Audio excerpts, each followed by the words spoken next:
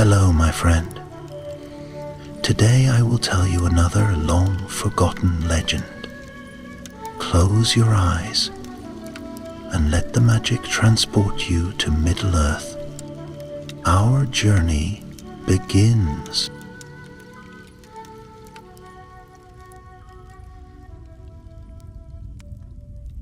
Beneath the soft glow of Rivendell's lamplight, Glorfindel stood before Lord Elrond, listening to words that stirred both honor and unease in his heart. Rumors had come from the far north, creatures twisted by dark sorcery, invaders corrupting lands once held by the Dunedain. An ancient name whispered in dread, Fornost, though none believed it could still matter.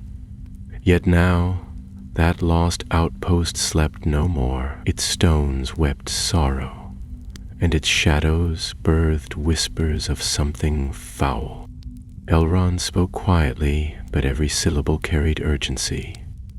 "Glorfindel," he said, voice measured, "you once walked the path of sacrifice and return. Your courage is known. Your sword has faced ancient darkness. We ask of you now to seek the source of this rising shadow, to journey to Fornost and uncover the threat that stirs there." The elf's golden hair caught the lamplight as he bowed deeply. This was no moment for hesitation. His years were long, his victories and sorrows many, yet there remained in him a steady flame of duty. "I will go," he answered, "and I will bring word of what I find, or I will be lost trying." Elrond placed in Glorfindel's hand a small crystal phial of elven light, a beacon for dark places, and beside it a ring of remembrance, a token from Rivendell to guide his return. That evening, the valley of Imladris felt quiet, as if the wind itself held its breath. Glorfindel stepped out onto a balcony, looking toward the east, toward misty mountains and beyond. He would ride at dawn, bearing hope from the last homely house. Come morning, Glorfindel prepared his white horse, swift and strong. He was joined by a small company, a Dunedain ranger named Torin, lean and watchful, a healer of Rivendell, Lethrael, who carried salves and soothing words, and a messenger hobbit, Hafas Proudfoot, brave in heart though untested beyond Shire roadways. No fanfare marked their departure, only the soft tread of hooves and the faint rustle of packing blankets. Elrond watched them go, the flicker of worry haunting his pale eyes. He whispered a prayer to the Valar, hoping their journey would bring clarity and not doom. They rode east, then north, crossing fields and forests, past lonely hamlets. As they traveled, rumors grew. Wild men fleeing shadows, farms abandoned in dread, and once bright rivers flowing dark. Each clue added weight, yet no trail led directly to Fornost. The land itself seemed to draw a slow, dreadful breath. At twilight on the 5th day, they reached the Weeping Woods north of Bree. There, Torin's ranger skills uncovered tracks, deep hoofprints, but not of any known horse. Too many, too evenly spaced, like a host moving in silent order. And deeper still, the land bore claw marks, as though beasts had torn at roots and soil. The company fell silent, knowing the forest had lost its gentle spirit. Lethrael set a small healing flame among trees to purify the ground. Its soft glow revealed shapes in the dark, small animals, drawn and scared, their eyes reflecting fear more than animal instinct. The ranger knelt, whispering calming words. Glorfindel watched and felt the ache of the world's suffering, always more than the grand battles of old. When the light faded, they pressed on. Night fell cold in the Weeping Woods. The owl cries seemed hollow, and the wind hissed through branches like twisted tongues. Half-est, though brave in daylight, shivered into his jacket. He asked quietly, "Sir, what manner of place is this?" Glorfindel replied with gentle confidence, "A place where hope must shine lightly, but persist still. Fear walks here, but it shall not find home within us." A distant howling answered the words, echoing in the darkness. The ranger frowned. "Not wolves," he said, "something else."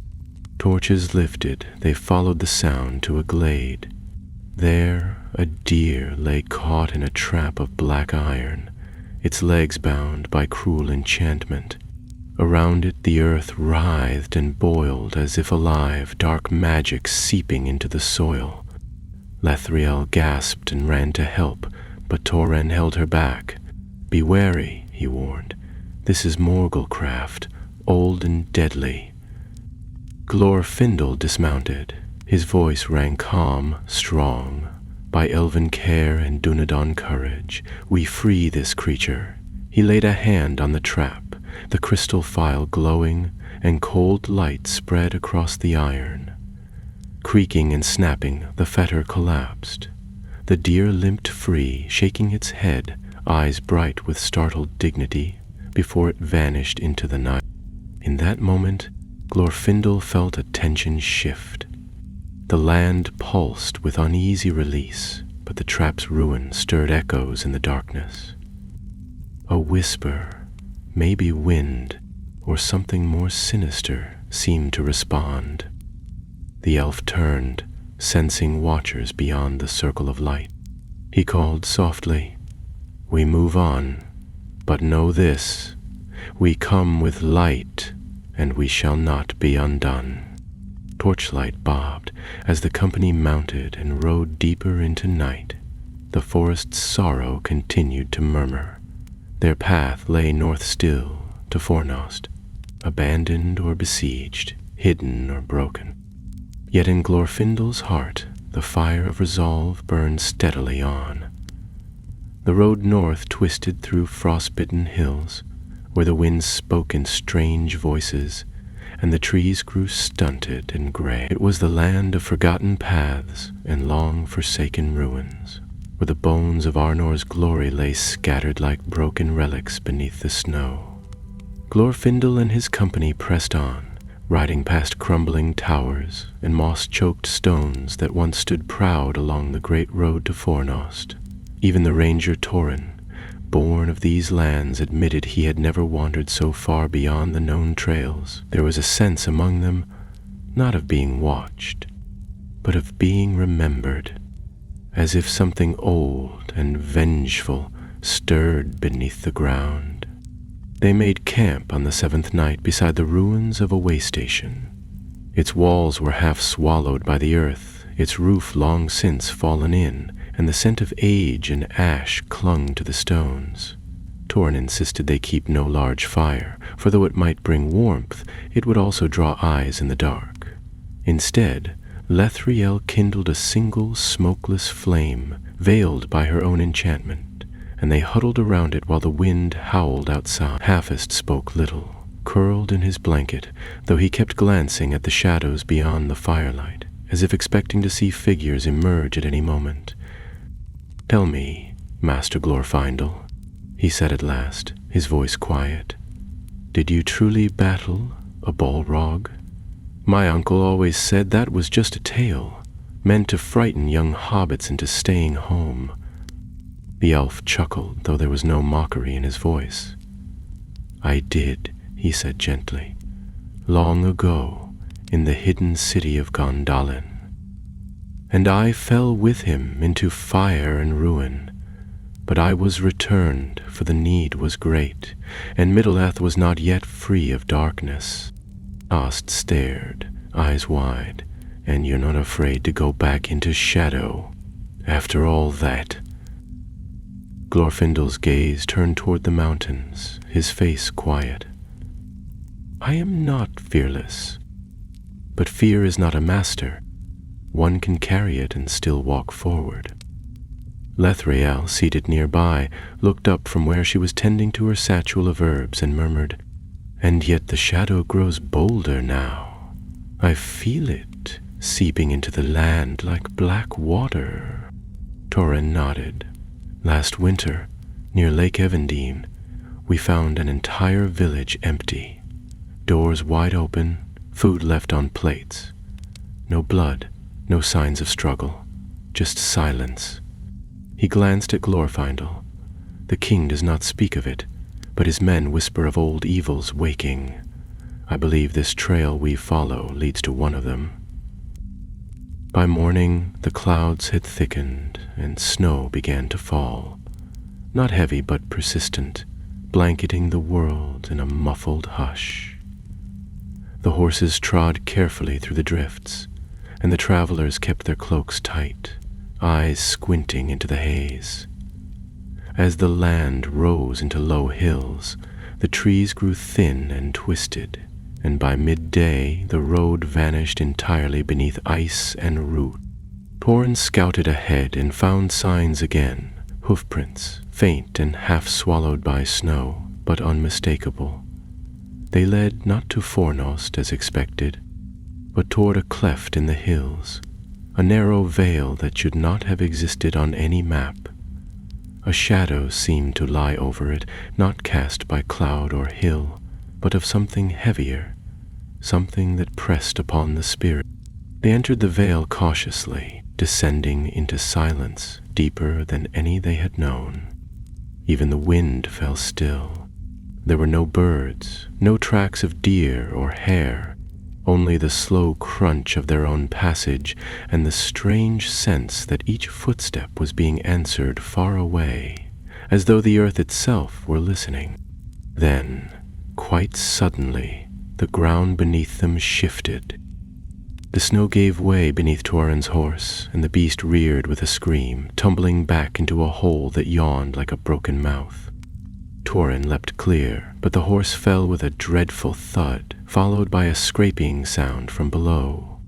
Glorfindel rushed forward and dropped to his knees, peering into the dark gap where snow had concealed the remnants of a buried road or hall. Below he saw movement, shadows crawling like insects, and the pale gleam of something that should not live. Torin, panting, looked down and swore softly. "They've been building down there," he said, "or digging up something that should have stayed buried." Glorfindel stood, drawing his sword. Its edge shimmered faintly with elven light, and even that small glow seemed to press back the dark. "We descend," he said. Lethriel stared at the hole. "Is that wise?" "No," Glorfindel answered, "but it is necessary." With ropes and care, they lowered themselves into the dark, one by one. The air below was thick with rot and stone dust, the smell of deep places long forgotten. They found themselves in a wide corridor, choked with rubble, its walls etched with faded runes of Arnor. Whatever had once stood here had been desecrated. Scratches marred the stone, and dark stains marked the floor. They followed the corridor until it opened into a hall where cold light flickered from a brazier. Green and unnatural, feeding on no fuel, giving no warmth. There, at the far end of the hall, they saw a figure. Wrapped in black robes, hooded and unmoving, it sat upon a broken throne carved of old stone. Before it lay an altar, and upon that altar rested something small but terrible. A jagged crown fragment, set with a single red gem that pulsed like a wound. The figure raised its hand. "You are late," it said in a voice like rusted iron, "but you have come as the winds foretold. The last of Gondolin, the child of light, I have waited." Glorfindel stepped forward, his blade raised. "Who are you, and what do you seek in the bones of Arnor?" The figure rose, and the green fire flared. Its face was a mask of withered flesh and blackened eyes. "I am Mordirith, once lieutenant to the Witch King, now heir to his crown. You will not leave this place alive." The hall erupted in shrieking wind as the brazier exploded into shadow, and from the walls came the dead, twisted remnants of men, half wraith, half corpse, drawn by the crown's terrible call. The fight for the north had begun. The dead move with terrifying silence, sliding from the walls like shadows made flesh, their eyes pale with malice, their limbs stiff and broken, yet swift. They did not moan or groan as stories claimed the undead might, but instead came on with dreadful purpose, as if answering a summons long anticipated. Glorfindel stood his ground before the throne, his sword lifted high, its elven light flaring brighter in the unnatural gloom. The glow touched the rotting forms of the dead and made them recoil, but only briefly. These were not mindless corpses raised by chance. They were bound by something deeper, something older. Mordorith's voice rang across the hall once more, neither loud nor shrill, but carrying a weight like stone falling through a crypt. "You should not have come, Glorfindel. You belong to the past, a remnant of a tale too long told. But here in the forgotten halls of Fornstarn, I will forge a new kingdom, one not of stone or song, but of silence and shadow." With that he raised his hand, and the crown fragment on the altar pulsed, sending a wave of Morgul power through the hall. Tauren and Lethriel staggered, and half-assed dropped to his knees with a cry, clutching his chest. Glorfindel felt the chill like 1,000 needles crawling down his spine. Yet he stood firm, drawing on a strength that came not from might alone, but from a memory of flame and light far beyond mortal reckoning. "You will not rise," he said, his voice calm, "not while hope still breathes in Middle-earth." He leapt forward then, swift as sunlight through storm, and met the nearest of the undead with a stroke of his blade that cleaved through bone and shadow alike. The creature hissed and dissolved, its form breaking apart like smoke in wind. Tauren rose beside him, sword drawn, his face pale but resolute.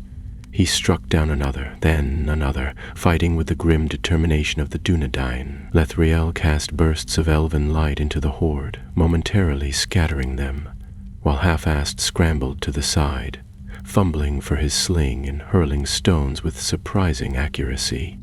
But for every one that fell, 2 more came forward, and the tide pressed hard. Mordirith did not move from the throne, but watched, eyes gleaming with cruel patience. "You waste your strength, elf. These souls are mine, stolen from battlefields, twisted by the gift of my master. I cannot be undone." Glorfindel did not answer. His mind raced even as his sword danced. He could not defeat them all, not while the crown remained. That cursed shard, pulsing with the Witch King's former essence, was the source. It bound Mordirith's will to the dead, and through it they moved. The solution lay not in winning the fight, but in ending the spell. He turned, calling to Lethriel, "The crown, destroy it if you can." She hesitated, then darted forward, weaving between crumbling pillars, dodging swipes from clawed hands and leaping over broken stone. The altar was high, carved from black rock, and the crown sat atop it like a spider on a web. As her fingers reached for it, a surge of darkness burst from the gem, knocking her backward with a cry. She landed hard, gasping, her hands trembling. Mordorith laughed, stepping forward now, descending from the throne with long, deliberate strides. "Fools, you think me bound to that trinket? It is but a fragment of my master's will. His whisper remains in the north, and through it I live again." Glorfindel struck down another wraith thing and shouted, "Then let us silence that whisper." He moved toward the altar, cutting a path through the horde, though they closed in more fiercely now. Tauren followed, blood staining his arm where a claw had struck him, but his blade did not falter. half-assed, small and unnoticed, darted along the edge of the hall and found himself beside Lethriel. She sat up groggily, eyes locked on the crown. "I cannot touch it," she whispered. "It burns with malice." "Then maybe I can throw it," the hobbit muttered, eyeing the stone and the brazier behind it. With sudden resolve, he leapt onto the altar, snatched the crown with both hands, crying out as pain seared his skin, and flung it toward the green fire. The air seemed to scream. The crown struck the brazier, and there was a sound like shattering ice. The gem cracked. A burst of Morgul light flared, and then silence. Every undead creature froze. The hall fell deathly still. Then slowly the bodies began to crumble, breaking apart into ash and dust that drifted to the floor. Mordiearth turned with a howl of rage, his form flickering like a dying flame. "You dare?" he cried, reaching toward the altar. But it was too late. The crown had been broken, and with it the spell unraveled. The green fire died, and the walls trembled. Cracks split the ceiling. Stones fell. Dust poured from the high vaults. "We have to go!" Turen shouted, dragging Lethriel to her feet. Glorfindel grabbed half-assed and turned toward the corridor they had come from, but the path was already blocked with falling debris. Another way. There had to be another way. "Follow me," he called, and turned down a side passage that wound away from the main hall. The stonework here was older, more worn, and the darkness pressed tighter. Behind them, Mordiearth's scream echoed one last time, and then faded, lost beneath the thunder of a collapsing hall. They ran, not knowing where the path led, only that it was away from the ruin behind them. Glorfindel held the phial aloft, its light guiding them through the dark maze. At last, after what felt like an age, they burst from a narrow passage into the open air. Snow and wind greeted them, and the pale moon hung low over the hills. They had escaped. They stood, gasping, bruised and battered, in a cleft of rock overlooking the vale. Below them, the hill where Fornstarn had once stood sank into shadow, the ruins collapsing inward, as if the land itself rejected the evil that had dwelt there. The nightmare was ended, for now. Hoffus collapsed into the snow, panting. "Next time," he groaned, "let someone else deal with ancient evil." Glorfindel smiled faintly, kneeling beside him. "You did well, Master Proudfoot. Without you, the crown would still live." Tauren leaned against a rock, clutching his wounded arm. "That wasn't the end. That sorcerer spoke of others, of the Witch King's whisper still echoing in the north." Glorfindel's gaze turned toward the horizon. "Then our task is not done."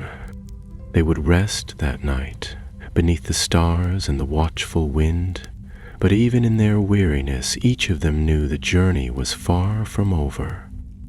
Something old had stirred, and though the first threat was vanquished, the deeper darkness still waited. Snow fell gently that night, blanketing the wounds of the land in a shroud of stillness. Glorfindel sat upon a fallen tree near the edge of their makeshift camp, his eyes fixed on the dark line of the northern hills, where Fornstarn's ruin still smoldered in his thoughts. Though the hill had collapsed and the sorcerer's power broken, the chill in the air was deeper than the winter wind, and it was not only the cold that made the others uneasy. The sky above, streaked with the pale shimmer of stars, felt farther away, as if the world itself had withdrawn just slightly, wary of what had been disturbed. Half-assed lay curled beneath his cloak, murmuring in his sleep, while Lethriel tended to Tauren's wound with careful hands and whispered charms, her fingers trembling not from the cold, but from the memory of what they had seen. When the healer finished her work, she sat beside Glorfindel, wrapping her cloak tighter. "I can still feel it," she said softly. "That power, as if a voice lingers in my mind, not speaking, but waiting." Her words were cautious, hesitant, as if saying them aloud might stir it again. Glorfindel did not turn to her, but nodded slowly. Morgul's sorcery leaves scars, not only upon the land, but upon the spirit. Even broken, such relics can echo for years. "But you've faced such things before," she said, glancing at him.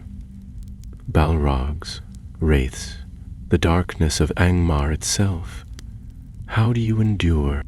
He looked up at the sky then, and for a moment his face bore the distant look of someone seeing not stars, but flames and ruin.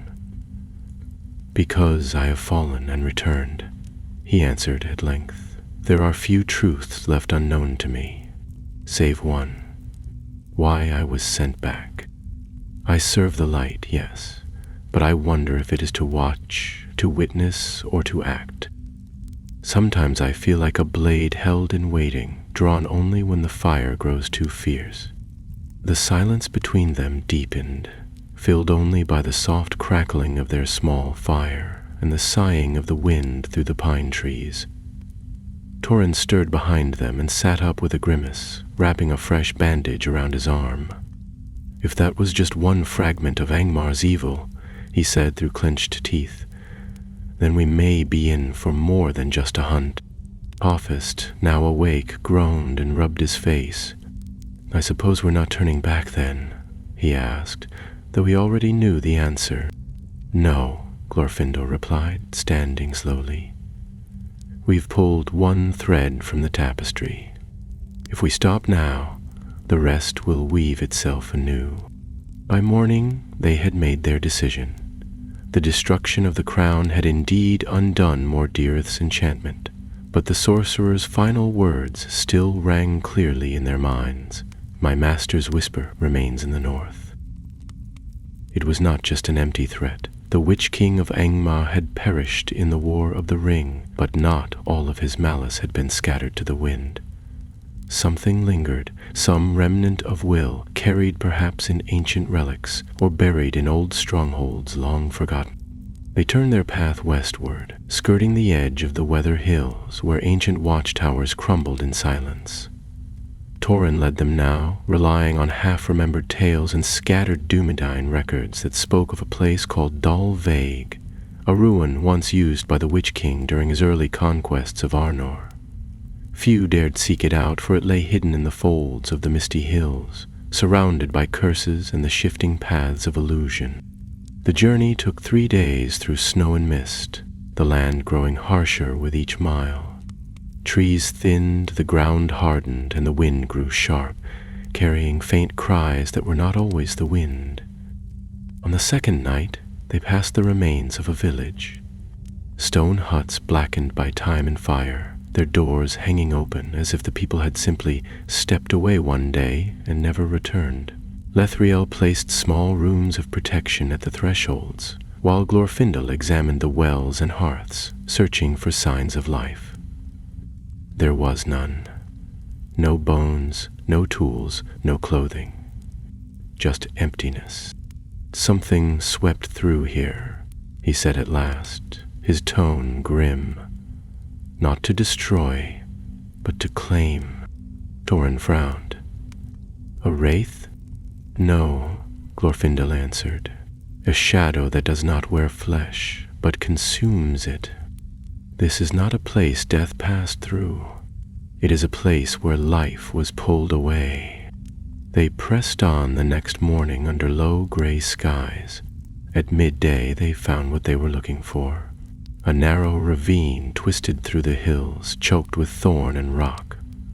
At its mouth stood 2 weathered statues, worn smooth by wind, their features indistinguishable, but the air around them shimmered faintly, as if warded. Beyond lay a path none had walked in an age, and as they passed between the statues, the world seemed to shift. The light dimmed. though no clouds passed above, and the snow grew thin, replaced by damp moss and twisted roots. The very ground seemed reluctant to bear their weight. Cophist clung close to Lethriel, muttering, "I liked the snow better, even when it tried to bury me."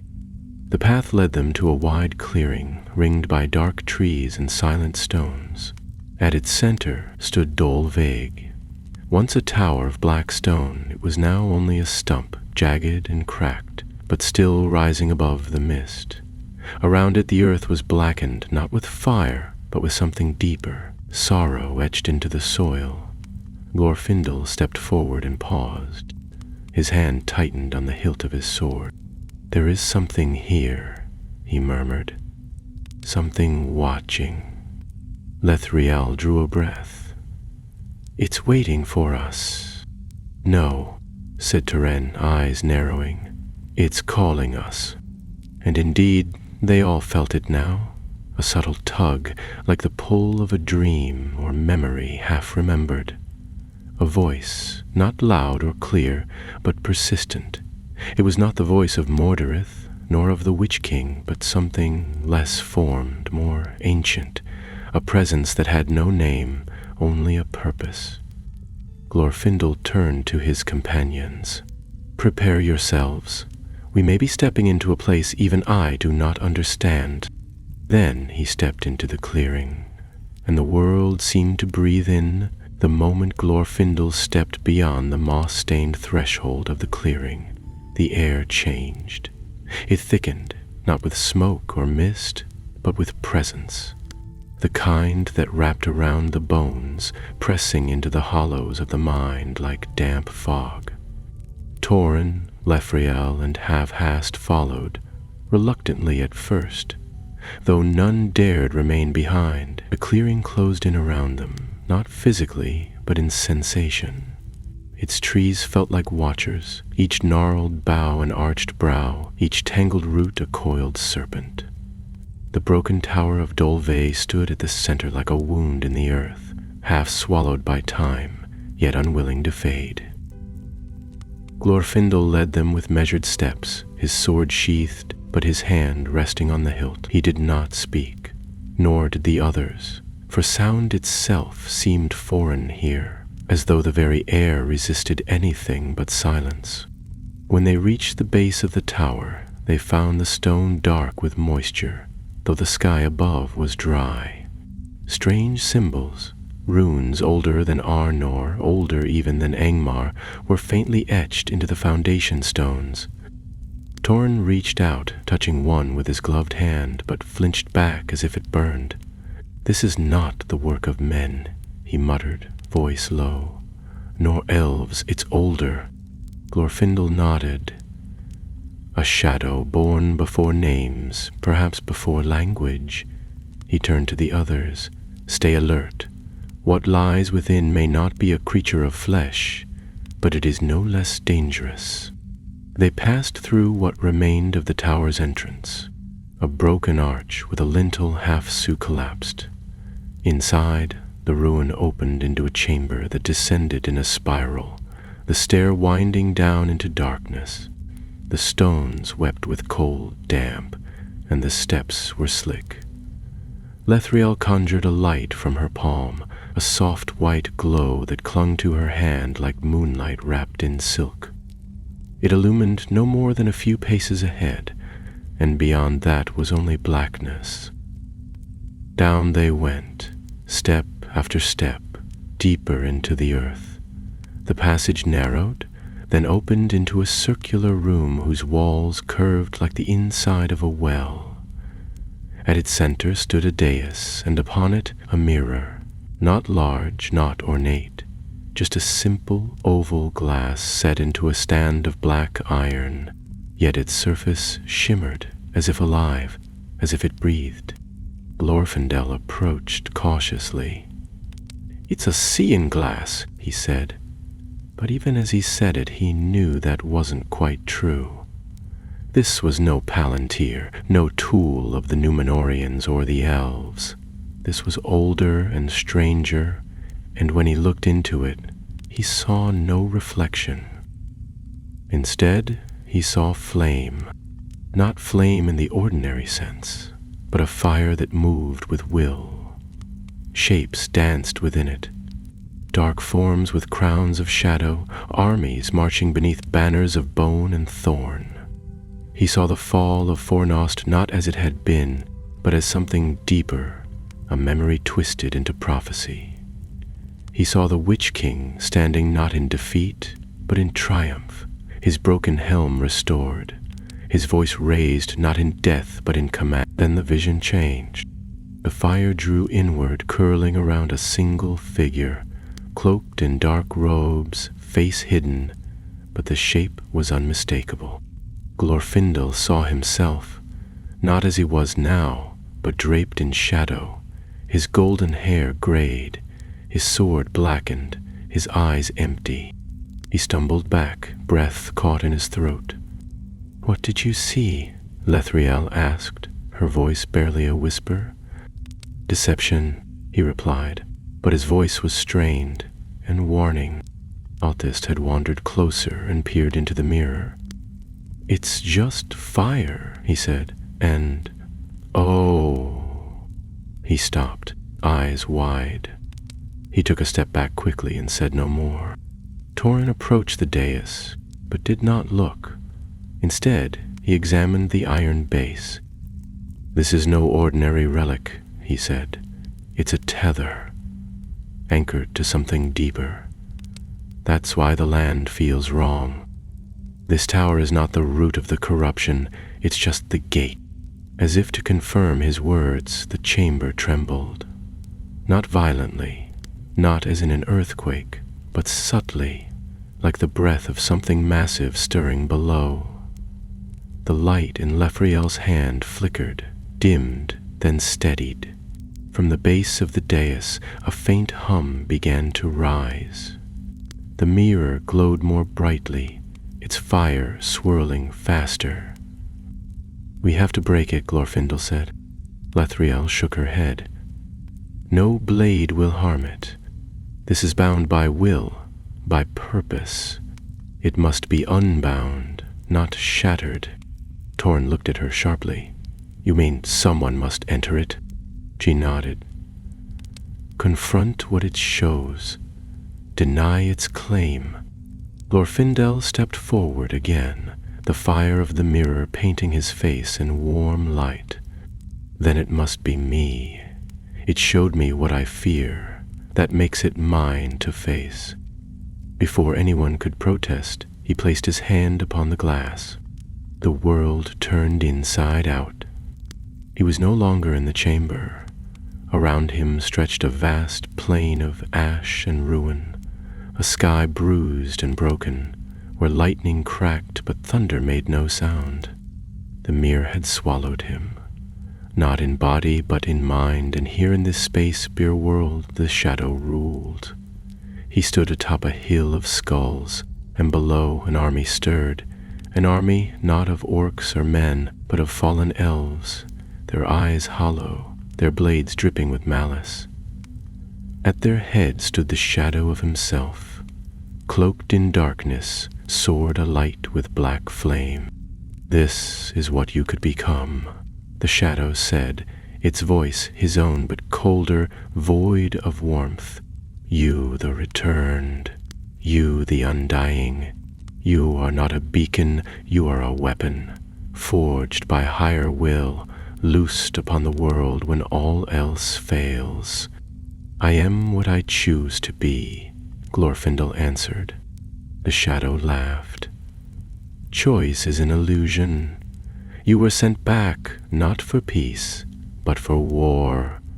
You are their final blade, and blades do not rest." The army surged forward, screaming in silence. Glorfindel stood firm.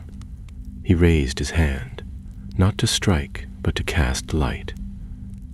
The phial of Elrond, the gift he carried, now glowed fiercely in his grip, brighter than stars, and he cast it upon the army like a beacon.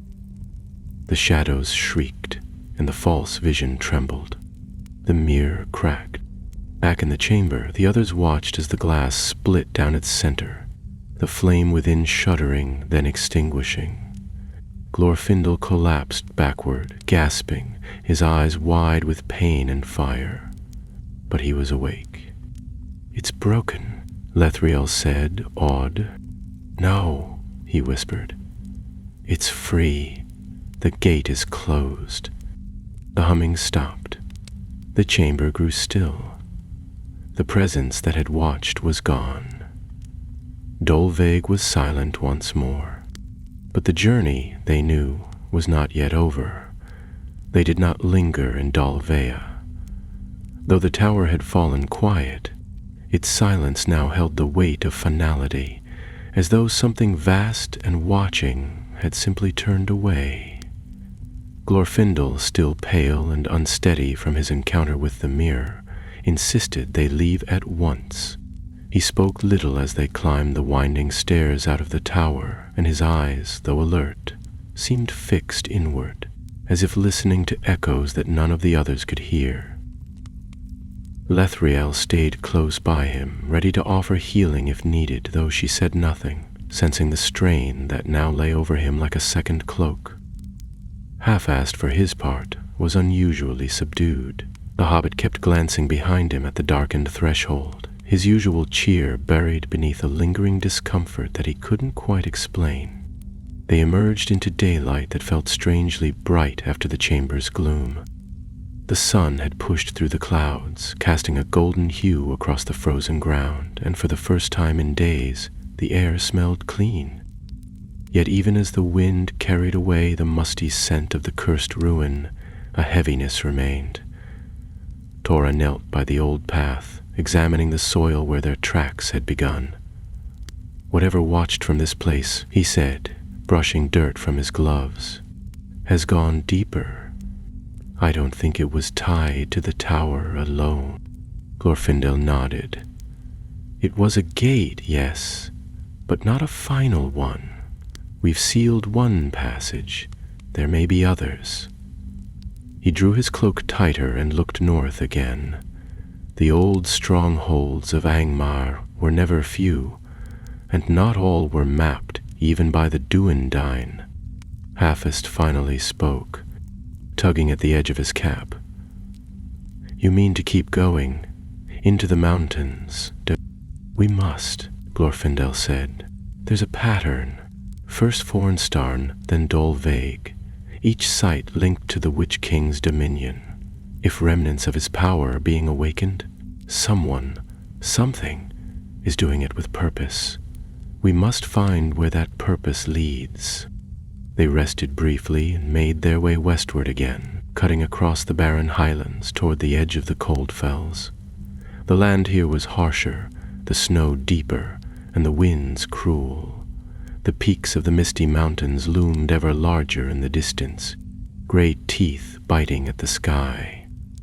They traveled mostly in silence, conserving their strength, and each of them carried a weariness not just of body, but of spirit. Even Lethriel, whose voice often filled the silence with old songs, walked with bowed head, her steps measured and wary. On the third day they found a trail, half buried in ice, winding into a narrow gorge that split the mountains like a scar. The gorge had no name on any map, though Torren recognized the shape from stories passed among the rangers, a place whispered of only in winter firesides, called simply the Vein of Stone. According to old tales, it had once been a road to the Witch King's fortress of Carn Dum, long since abandoned and swallowed by the mountains. Glorfindel hesitated only briefly before leading them in. The air within the gorge was thinner, and the sound of their passage echoed oddly off the high walls, as though the stone itself listened. That night they camped beneath an overhang of rock, shielded from the snow. Half-assed, curled beside the fire, whispered, "I dreamed of it again. The mirror, only this time it wasn't you I saw. It was me." He looked at Glorfindel with wide, frightened eyes. "I was alone, everyone was gone, and something was walking behind me, but I couldn't turn to see it." Glorfindel placed a hand on his shoulder. The shadow lingers where fear finds root. But you're not alone, Halfast. Remember that. In the morning, the gorge narrowed further, the walls rising higher until the sky was just a thin ribbon above. The cold deepened, and the snow underfoot gave way to ice so smooth it seemed polished. They moved cautiously, and more than once a slip sent a clatter of stone falling into hidden crevices below. Around midday, they came upon a door. It was not built by men or dwarves. It had no lintel, no carvings, no hinges. It was a slab of dark stone standing upright, perfectly fitted into the cliff face, as though it had always been part of the mountain. Yet Glorfindel could feel the wrongness of it, the pressure in the air, the stillness beyond.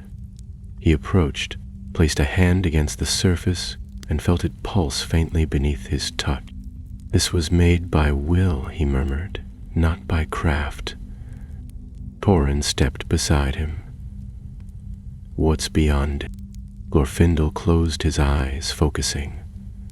A chamber, large, hollow, old, but not dead. There's movement, though I cannot tell if it's life or memory. Lethriel reached into her satchel and pulled out a runestone carved with the sigil of Eärendil. She pressed it to the stone door, whispering an invocation in Elvish. For a moment, nothing happened. Then the stone shimmered, as if dissolving into mist, and an opening appeared. They stepped through into the cold breath of an ancient crypt. Inside, the air was motionless, yet not stale. The chamber was vast, its roof lost in darkness, its floor a mosaic of black and white marble. Statues lined the walls, tall, robed figures with faces veiled, their hands outstretched as if in supplication or judgment. At the far end of the hall stood a throne, not broken, not decayed, but whole and waiting. Upon it sat no figure, but in its place a swirl of shadow, shifting like smoke trapped in a jar. Glorfindel stepped forward, his sword drawn but not raised. "Who waits here?" he called, his voice echoing too clearly. "Name yourself." The shadow thickened, and then a voice answered, not aloud, but in their minds, cold, ancient, genderless. "I am memory. I am what remains when purpose fades. I am what the Witch King cast aside, yet could not destroy." Torin drew his sword. "A wraith?" "No," Glorfindel said slowly. "Not a wraith. A thought. A spirit unanchored, but bound by will. The presence seemed to smile, though it had no face. You sealed one gate, you broke one mirror, but the path remains. The crown was not the key. It was only the beginning." "What path?" Lethriel asked, her voice trembling. "The path to return," it said. "Not for the Witch King, for his design." The chamber trembled. Then the statues moved. The statues moved not as men or beasts, but like thoughts made stone. Slow and graceful at first, the grinding of ancient marble against itself echoing through the chamber like distant thunder. Their robed forms, once still and solemn, turned with eerie precision toward the company. They did not walk nor step. They simply shifted, their feet never leaving the ground, sliding forward across the black and white mosaic like cold sentinels, stirring from forgotten dreams. Glorfindel raised his sword, the blade gleaming with a pale light that flickered against the vast shadows encroaching from the corners of the hall. Torin backed toward him, eyes darting between the figures. Lethriel clutched her rune stone, the glow from its surface dimming under the oppressive presence now filling the crypt. Half-Erst froze, the sling in his trembling hands forgotten. "They're guardians," Glorfindel said under his breath, "bound to the spirit in the throne." Can they be reasoned with? Torin asked, though his voice held little hope. Very much the same as do I. Glorfindel replied grimly, They guard against intrusion. There was no time to ponder further. The nearest statue raised an arm, and from its outstretched hand burst a pulse of force, invisible yet palpable, that knocked Lethriel to the ground and sent Half-S tumbling into one of the stone pillars. Torin charged forward, sword raised, and brought it down upon the statue's arm, but the blade sparked off harmlessly, as if striking not stone but something harder, something enchanted. These are not the dead, Glorfindel warned. They are wills made flesh. Their power lies in the binding, the spell that holds them here. We cannot fight them as we would beasts. Another statue stepped forward, both arms rising now, and from its chest a red rune blazed into life. Glorfindel flung his hand toward it, casting a burst of white light from the phial of Elrond. The rune dimmed under the brilliance, the statue halting momentarily, but the light did not destroy it. The others continued to move. We need to break the spell, Lethriel gasped as she rose, her voice shaky but steadying. Whatever binds them to this place, it's in the throne, the presence. We must sever it. Torin turned to Glorfindel. Then let us cut it from its seat. No, Glorfindel said, eyes narrowing. Not by blade. It must be spoken down. He stepped forward, lifting the phial high, and spoke in Quenya, the ancient tongue of the High Elves. The words rang out across the chamber, not loud but resonant, each syllable like a bell in the deep. The statues faltered, some freezing in place, others twitching as if resisting a force that commanded them otherwise. The shadow on the throne stirred, its form fluctuating violently, as though the light and speech threatened its cohesion. You do not belong here, Glorfindel said, switching now to Westron, his voice firm and clear. This was never your kingdom. You are a thought, a remnant, not a king. You have no throne. The presence lashed out with a shriek that split the air, and suddenly the chamber swelled with wind, though no doors had opened. The torches extinguished, the phial dimmed, and darkness surged forward like a tide. But Glorfindel stood fast. He raised his sword and drove it point first into the floor before him. From where the blade struck, a ring of light erupted. Washing outward across the chamber, the statues recoiled, their forms cracking along the lines of their runes. The throne itself quaked, and the shadow shrieked again, this time not in defiance, but in agony. Then, silence. The light faded slowly, returning to a gentle glow about the sword's hilt. The statues stood frozen once more, cracks spider-webbing through their forms. The presence on the throne had vanished entirely, leaving behind only the empty seat and the faint impression of something that had once been dreadful. Lethriel approached cautiously, her runestone bright again. She placed it upon the throne's armrest and whispered a word of sealing. A hum passed through the room, and the air lightened as though a curtain had been lifted. Torin exhaled deeply. That's twice now we've survived things we had no right to. Is this how you usually travel, Glorfindel? The elf allowed himself a small smile. Not always, but the pattern does seem persistent. Half-S dusted himself off and picked up his sling. I vote we stop going into old ruins. Just once, I'd like to find something that isn't cursed. They left the crypt before nightfall, sealing the stone door behind them with Lethriel's runes. As they stepped back into the cold air of the gorge, the sky above had begun to clear, and stars blinked down like distant candles, unconcerned with the strife below. They found a sheltered hollow a short distance from the path and lit a modest fire. Around it they sat, quiet, weary but not defeated. Glorfindel stared into the flames, his hands resting loosely in his lap. The weight of the encounter bore heavily on him, not just for the power they had faced, but for the implication. This was the second remnant awakened.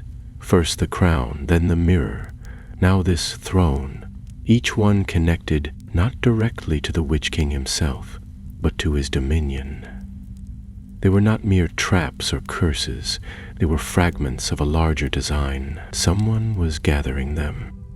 Or perhaps someone had already begun to reweave them. "There's a pattern here," he said aloud, "a thread being pulled." Torin nodded. But toward what? A resurrection? "No," Glorfindel said. "Something worse. A restoration." Lethriel looked at him sharply. "You mean to say, a rebuilding of Angmar?" "Not in stone," Glorfindel replied. "In spirit, in purpose. These artifacts, they were not chosen at random. Each represented authority, vision, memory. They were parts of the Witch King's will, scattered when his kingdom fell. And now, something, or someone, is drawing them together." Hafist rubbed his arms. "Who would do such a thing? The Nine are gone. The Dark Lord is no more." Glorfindel's eyes drifted to the dark mountains on the horizon. "Not all darkness needs a master. Sometimes it only needs a hand to gather it." They slept in uneasy turns that night.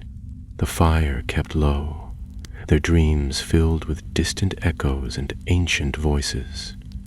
The shadow had been driven back again, yes, but not defeated. They were following a trail of remnants, and ahead lay the heart of it, still hidden, still waiting, but no longer idle. And Glorfindel, though wearied, felt the call of his purpose more clearly than ever. The following days were the coldest yet. The company pressed northward, the winds sharp and the clouds heavy with snow that never quite fell, as though the sky itself held its breath.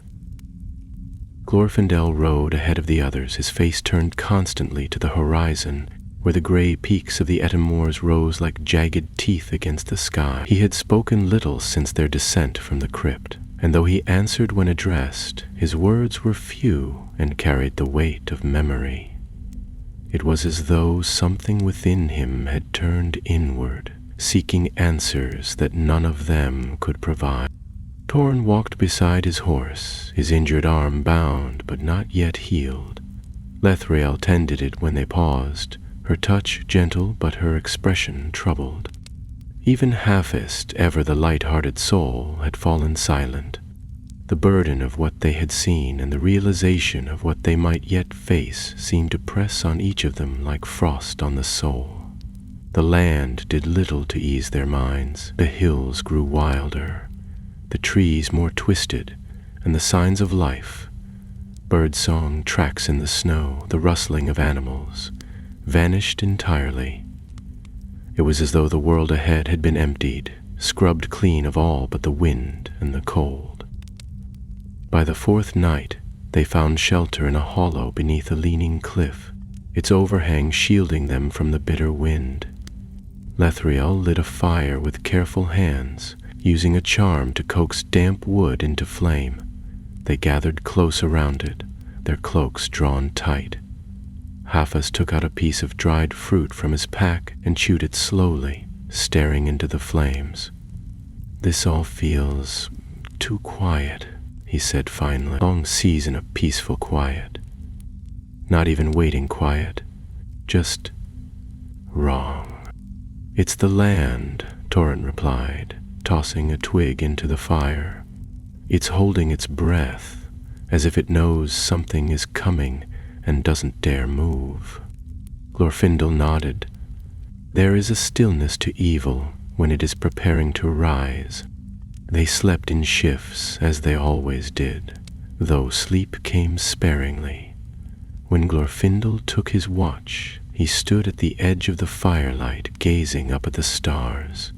One shone brighter than the others, Eärendil's star, and he watched it for a long time, wondering whether its light still reached all the corners of Middle-earth, or whether some places had fallen too far into shadow.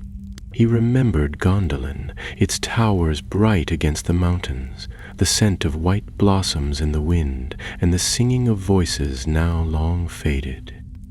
He remembered falling, flames around him, and the void that followed. The call back into life had not come with clarity. It had come with purpose, but not peace.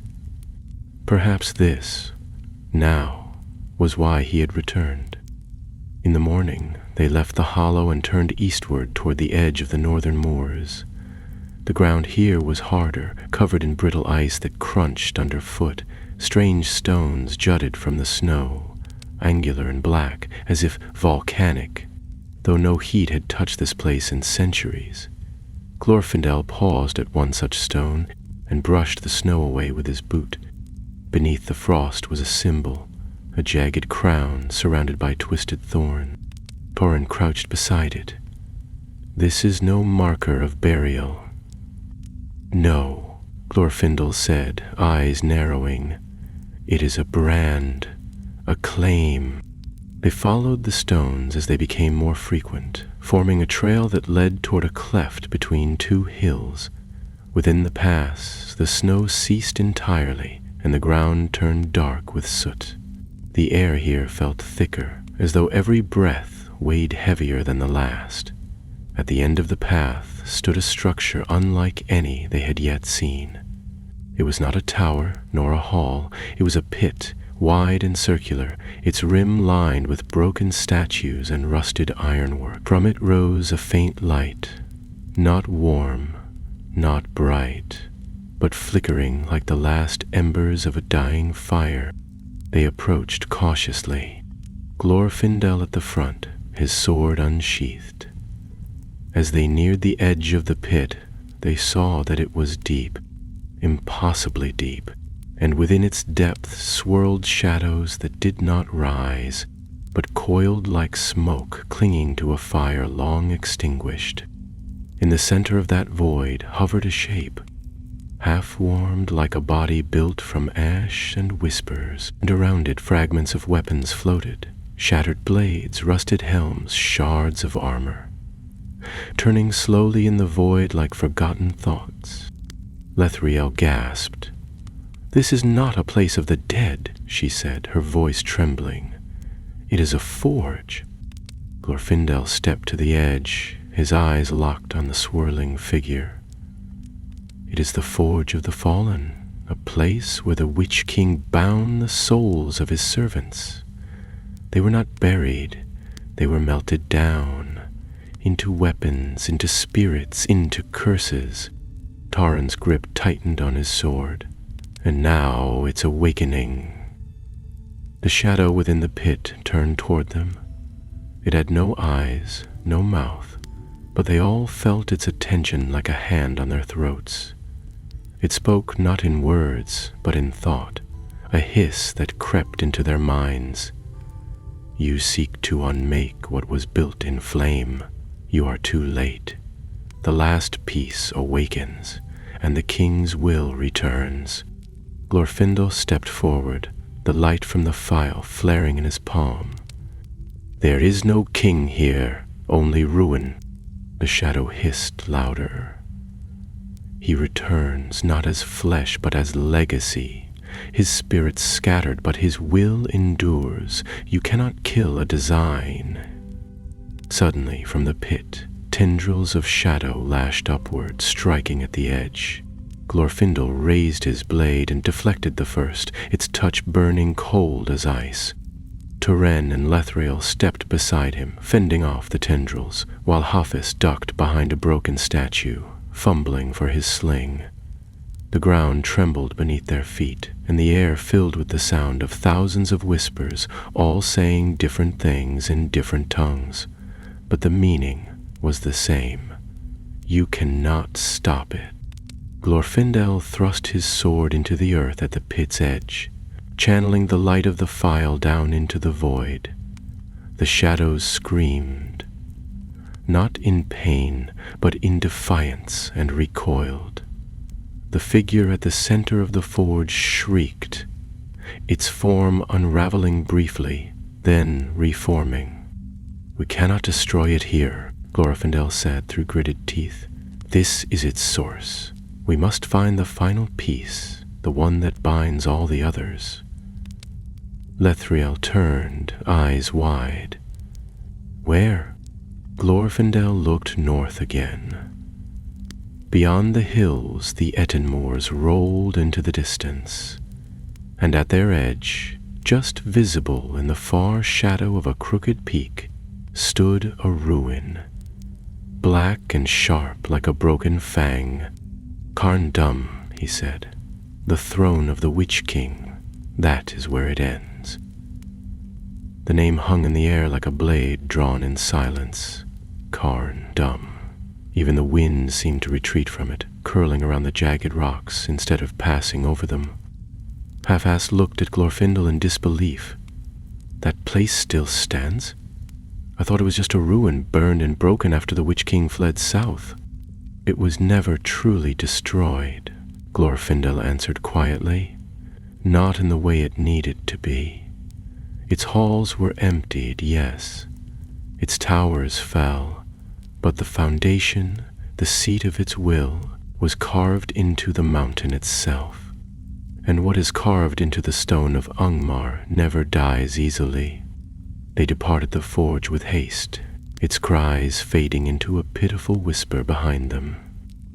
The shadow did not pursue them, not yet. It had spoken of something awakening, the final piece. Glorfindel feared they were already behind, that each step northward was not a march toward confrontation, but a desperate attempt to arrive before the last lock turned. The journey to Carn Dum was grim. The Etmoors stretched before them like a desolate plain, a land of jagged outcrops, shallow ravines, and snow-streaked boulders where no life stirred. The sky remained gray, its clouds too heavy to break, but the sun never quite pierced them. It was a world suspended in twilight. Even the sound of their footsteps felt wrong, muffled and distant. There were no birds, no wolves, no signs of anything save the occasional ruin. Stone pillars long since toppled, shards of walls blackened by fire, and here and there a twisted relic half buried in ice. On the second evening, they reached a ridge overlooking a great basin, and there it stood, Carn Dum. No banners flew from its towers, no lights burned in its windows, and yet it held the unmistakable aura of power, a malignancy that had not faded with the fall of its lord. The fortress had once been the dark heart of Angmar, and even now its silhouette seemed to warp the landscape around it. The tallest spire, though broken at its peak, still reached for the sky like a claw, and the gate, massive, iron-bound, and flanked by statues of hooded figures, remained shut. They camped under the lee of the ridge, out of sight from the fortress, but close enough that its presence pressed against them like a weight. Glorfindel stood apart from the others, eyes fixed on the ruin as though trying to see through its walls. Torin approached, placing a hand on his shoulder. "Do you believe the last piece is there?" Glorfindel didn't look away. Yes, this was always the core of Angmar's design. The crown, the mirror, the throne, they were symbols. This is the seat. If a mind still gathers them, it will come here, or has already arrived. Lethriel stirred the fire, her eyes shadowed. "Then what do we do? Storm it like an army? We are four against stone and shadow." "We do not storm," Glorfindel said. "We enter, we reveal what lies within, and we break it."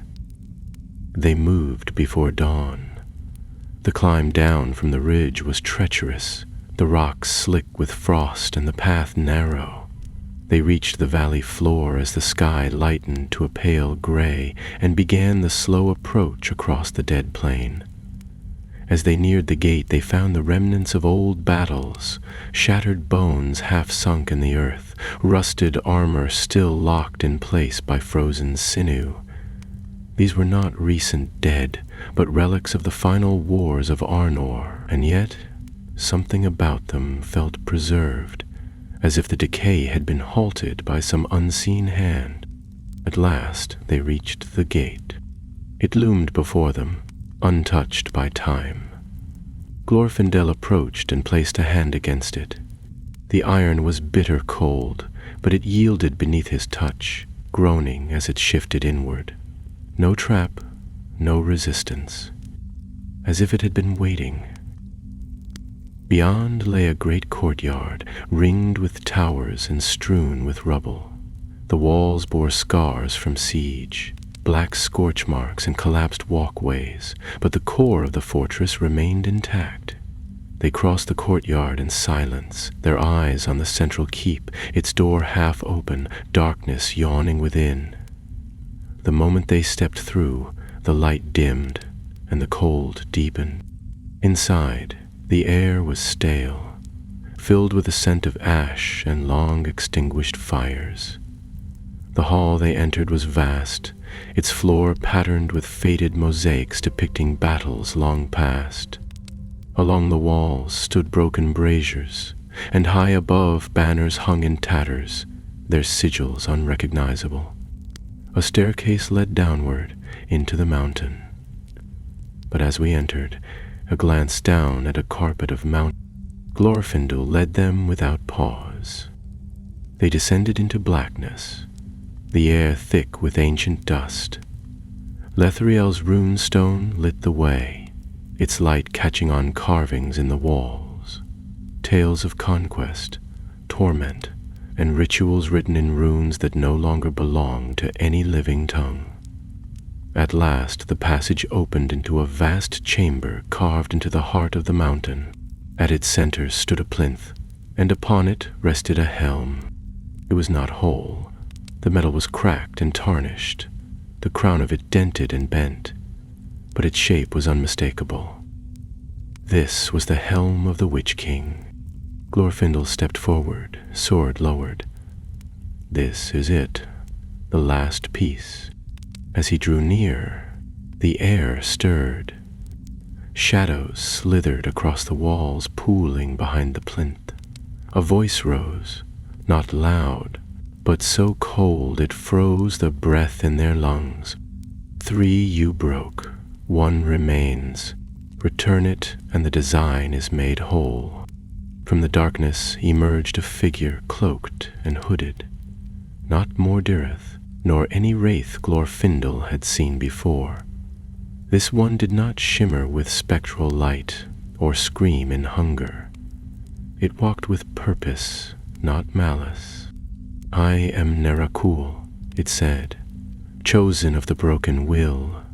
I have gathered what was lost. I have bound it anew, and now you bring me the final gift. Glorfindel raised his sword, the file in his other hand blazing. You are a shadow. You cannot reign. The figure did not flinch. I am the echo. I am the memory of the crown, the thought of the throne. With the helm, I become more. The chamber trembled. From the walls, figures emerged, pale, translucent, remnants of men who had served, died, and remained bound. The company formed a circle, weapons drawn. Glorfindel's eyes fixed on the helm. If it is the key, he said, then we must destroy it. Narrated advanced, and in doing so you may destroy yourself, for in each piece your fire has dimmed. You are of the past, Glorfindel. Lay down your light. But the elf did not falter. Glorfindel took 1 step forward, the light of the file blazing now in his hand, casting the flickering forms of the dead into sharp relief against the stone walls of the chamber. Narrakul halted, though his hooded face betrayed nothing, the folds of his robe unmoving in the windless air. The gathered spirits, the pale figures of fallen captains and lost soldiers, did not attack, but hovered just beyond the light's reach, waiting. They were not like the cursed dead they had fought before. These were quieter, more focused, as though they were not driven by hunger or command, but by purpose, as if each one had been called and chosen for this moment. Lethriel stepped beside Glorfindel, her voice low. "If we destroy the helm, will they fade?" "I do not know," he replied, not taking his eyes off the plinth. "But if we do nothing, the helm will bind them and him forever." Torin's grip tightened on his blade. "Then we end it now." They moved as one. Glorfindel raised his sword, and in a flash of motion that cracked the silence, he struck down at the helm. The moment the steel touched it, a blast of force knocked all four of them backward. The file tumbled from his hand, rolling across the floor. Its light dimmed. The helm remained untouched. A voice rang out, clearer now, more focused and filled with fury. "You cannot destroy what was forged in will. The helm is not a relic, it is a crown of memory. It holds more than steel, it holds names." Narrakul stepped onto the plinth and reached for the helm. The shadows on the walls surged, coiling around him like a cloak, and as his fingers brushed the ancient iron, the air trembled. The spirits around the chamber raised their heads. A low hum began, like a song but without melody. It was a chant, ancient and terrible, growing louder with every breath. Pask scrambled toward the fallen file and grasped it. The light flared again, burning brighter in his small hands than it had even in Glorfindel's.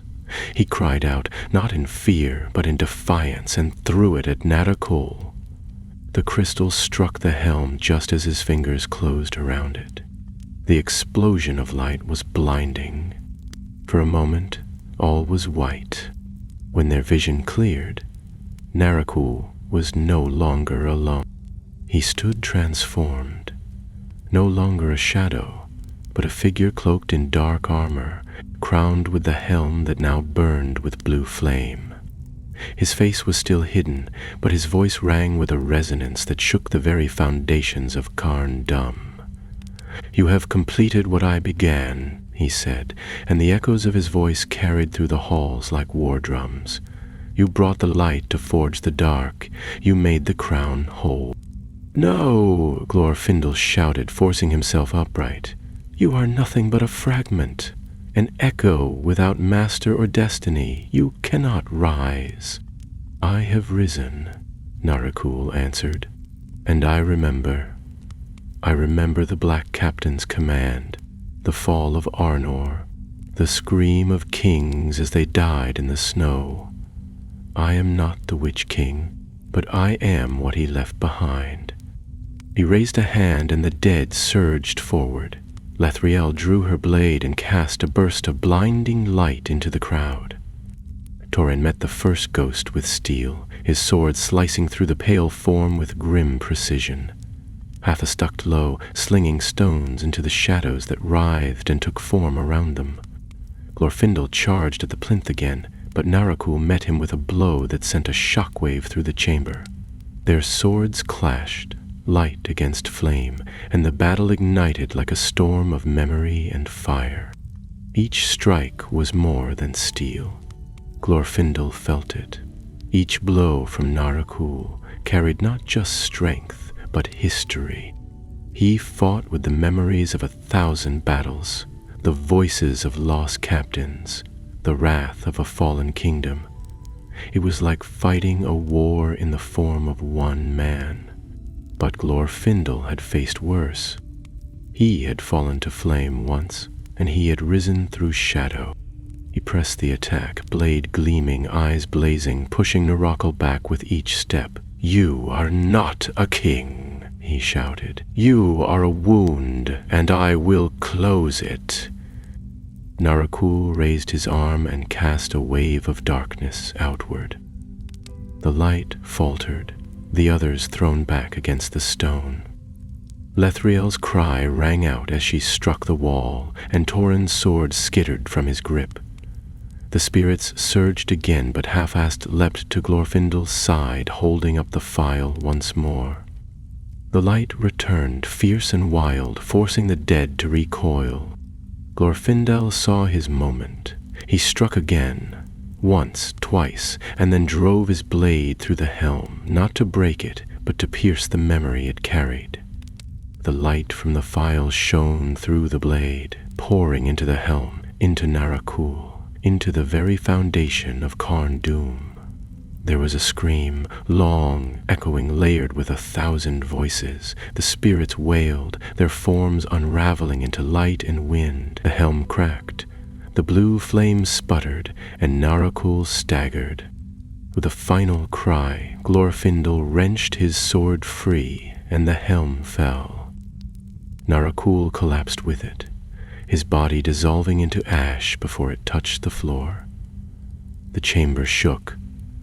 Above them, stone cracked.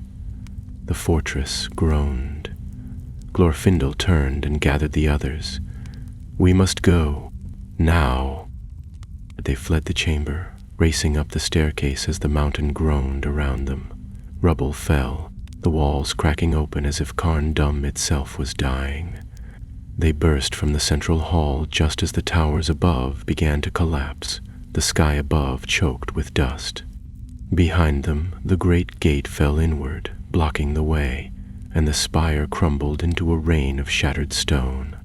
They did not stop running until they reached the edge of the valley, where the ridge rose once more into the cold sky. There, they turned and watched as Carn Dûm, the last black fortress of Angmar, sank into silence. No flame rose, no scream echoed. Only the wind, unburdened at last, swept across the plain. Glorfindel lowered his sword and breathed. "It is done." Lethriel sat heavily on a boulder, her face pale and streaked with soot. "Are you certain?" "Yes," he said. "The will has been broken, the pieces scattered. It will not rise again." Tauren sank to the ground with a groan. "Then we've done it. The forgotten war is over." Havest, brushing dust from his hair, gave a lopsided grin. "Can we go home now?" Glorfindel smiled faintly. "Soon." But as he looked northward, where the sky met the mountains, he wondered, was this truly the end, or merely the closing of one chapter in a longer tale? For 3 days they did not speak of Carn Dûm. The fortress had fallen into ruin behind them, its towers reduced to rubble, and the air above the valley still thick with a taste of ash. But none among the company wished to speak of the battle, nor of Narrakal, nor of the Fial that had burned so brightly in Half-Last's hand. They moved through the silent highlands as if waking from a long dream, each footstep leading them farther from shadow and back toward the light of the living world.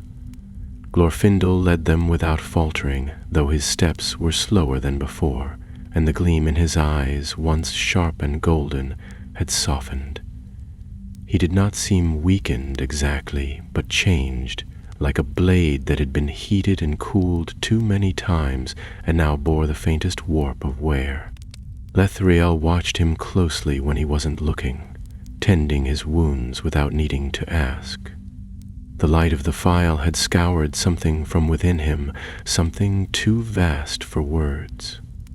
Tauren walked beside her most often, his arm now fully bandaged, and his thoughts turned inward.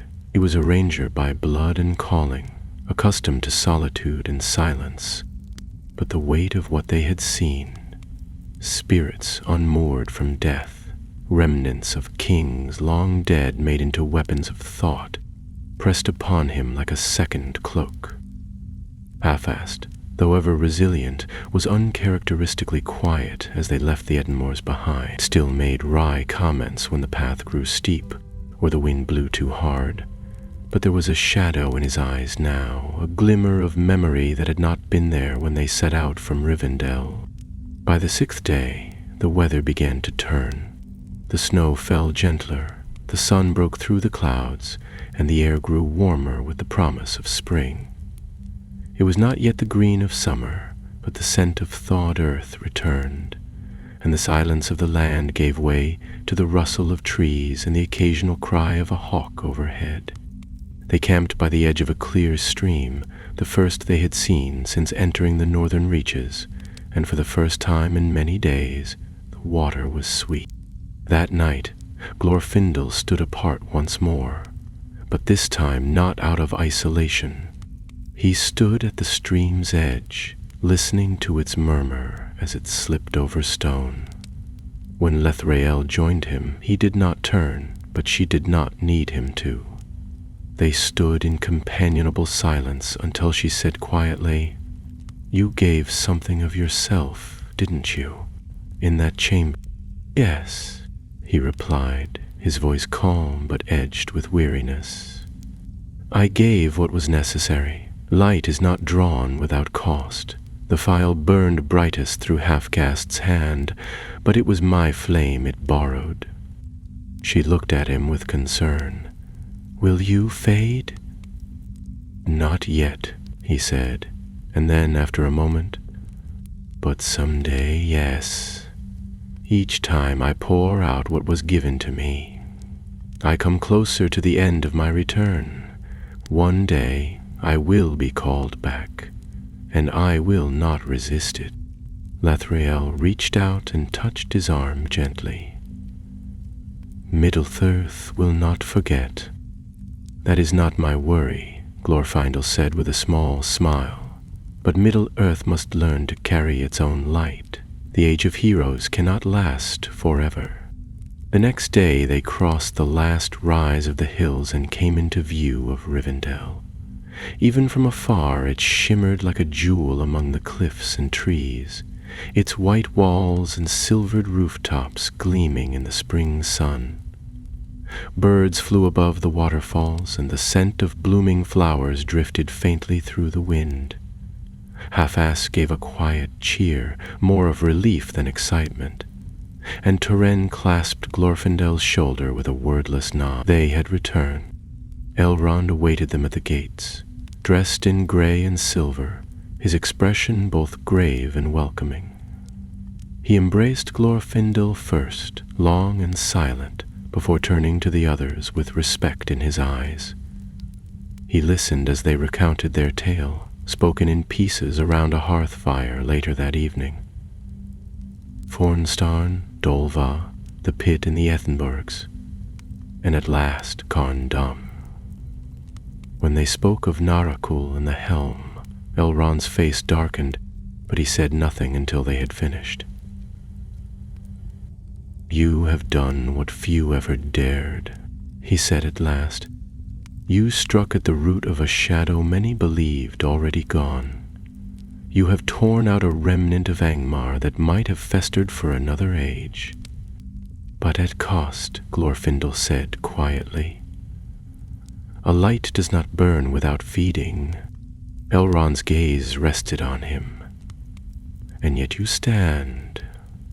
Middle-earth will remember this, and when you leave it, your name will linger long in song."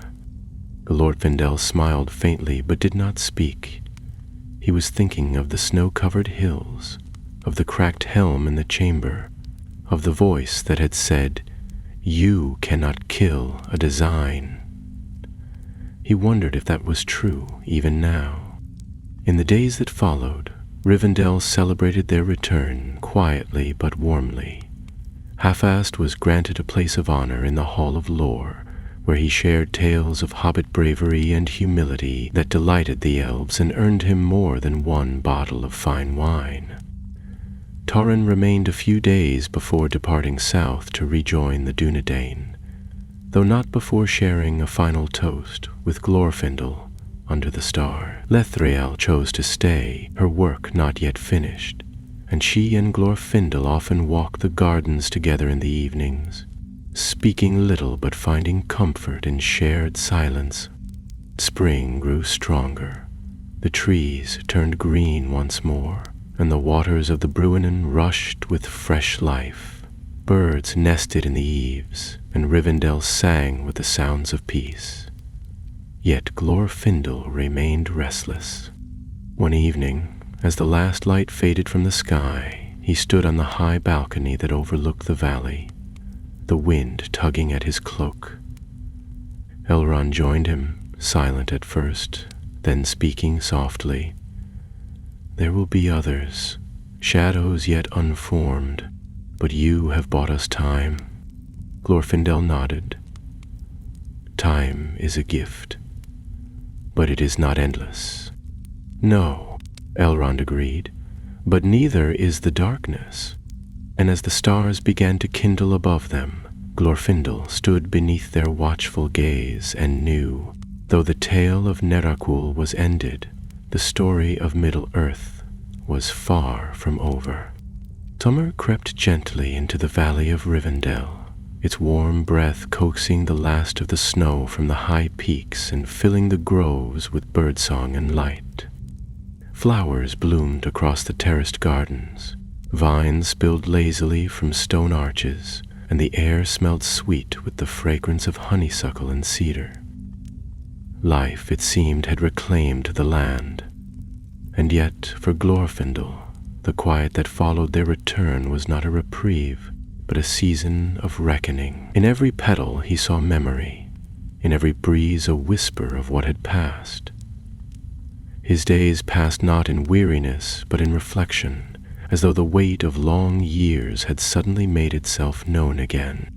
He spent his mornings walking the forest paths with Lethriel, who remained in Rivendell longer than expected. The two of them spoke often of the journey, but not always in solemn tones. Half-Ast's clever words and unshakable courage became the stuff of their lighter tales, and even the grimness of Carn Dum softened in hindsight, framed by their survival rather than its horror. Lethriel, though gentle in manner, had grown stronger. There was something in her now, a steel beneath the calm, forged in shadow and sealed in fire. Best himself had returned to the Shire with songs in his heart and a satchel full of stories.